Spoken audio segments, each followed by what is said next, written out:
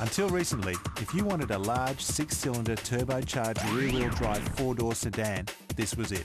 Nissan's R34 Skyline GTT. With a 2.5 straight 6 generating 206 kilowatts, it fits the bill well. Enter the Australian-made Falcon XR6Turbo, a 4-litre straight 6 turbo with 240 kilowatts to play with, but carrying a huge 270 kilograms of extra weight. So how do they compare? On paper, they seem fairly equal. So we took them to Oran Park and asked professional race drivers Rick Shaw and Warren Luff to find out. Well, I'm driving the R34 GTT Skyline, which is a 2.5 litre single turbo package. It's a little bit lighter than the Falcon. It's got the Tiptronic Auto, which is, I think, going to handicap it a little bit, and it's completely standard as it comes from the showroom floor. I believe that this car will be a little bit behind the performance of the Falcon.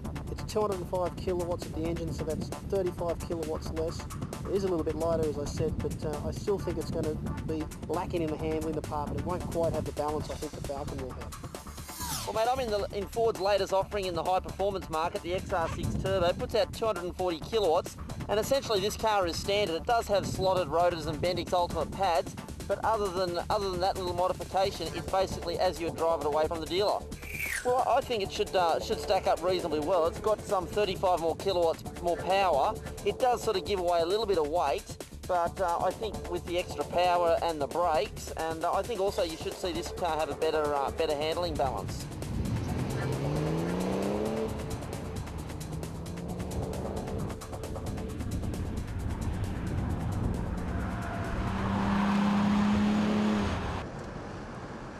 This car feels very soft in its chassis setup.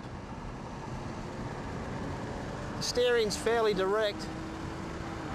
The Tiptronic's a little bit slow to respond. You can see that the Skyline gets a fair bit of body roll in the corners, but you can see its major weakness would have to be in that auto gearbox. Just its gearing doesn't seem to be suited to all the corners. You can see it does tend to rock and roll around a fair bit. Response out of the corners there is lacking quite badly, actually. Now there we go. Now the Ford's pulling in front of us here.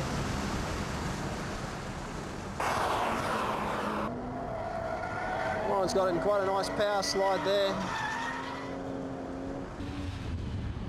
The great thing about these turbos is they've got plenty of power, and if you want to get on it, you can certainly have a lot of fun with it.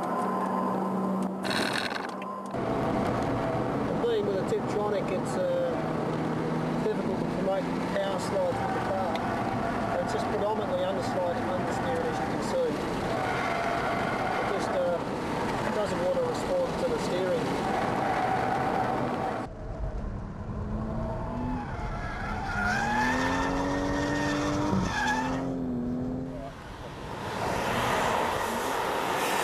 Really good smooth power delivery. It's great to actually drive a turbo car that doesn't have tons of lag to it. Could certainly do with maybe a little bit of suspension work for out here on the circuit. When you start pushing a standard car really hard, you start to sort of see the deficiencies in the suspension, but at the end of the day, it's not built for a track car, it's built as a good road car, and it's a pretty good road car.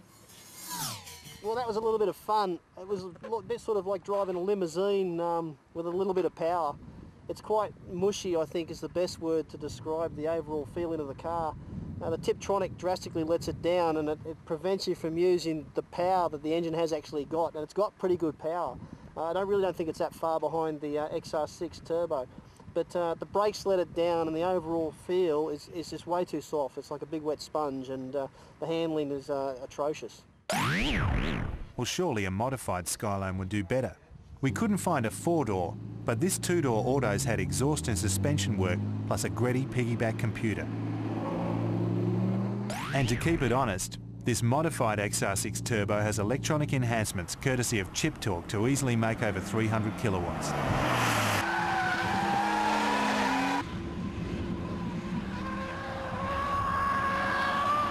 This time the Skyline redeemed itself with plenty more power, enough to match the Falcon in the straights, and far more chuckable handling.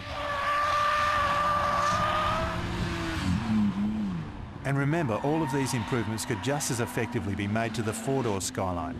Of course, the Falcon certainly benefited from its improvements too. You can definitely notice a power improvement in this vehicle. The only downside is obviously for the fact that it isn't automatic, but other than that, it's actually a nice car to drive. It could certainly do with maybe a bit of suspension work because it is only sort of standard in the suspension department. But other than that, it's a nice, well-balanced car.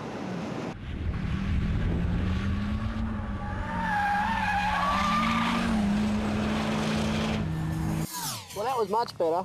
The car's got more power. The Tiptronic, unfortunately, still lets it down dramatically and stops you from using what it's got.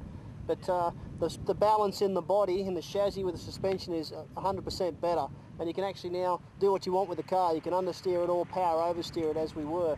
And it's much, much faster and it's a much more pleasurable drive. It seems like the Skyline's probably got a little bit more power than it. But the biggest problem with the Skyline that Rick's finding is trying to get the power down to the ground. This thing is I'd say, a really good all-round package. It doesn't have too much power, but it's certainly enough if you want to have some fun with it. The verdict? If you're planning modifications, the Skyline offers more possibilities, wider choice of performance products and an extensive knowledge base of tested improvements. If you're happy to keep it standard, take the Falcon. Streets ahead.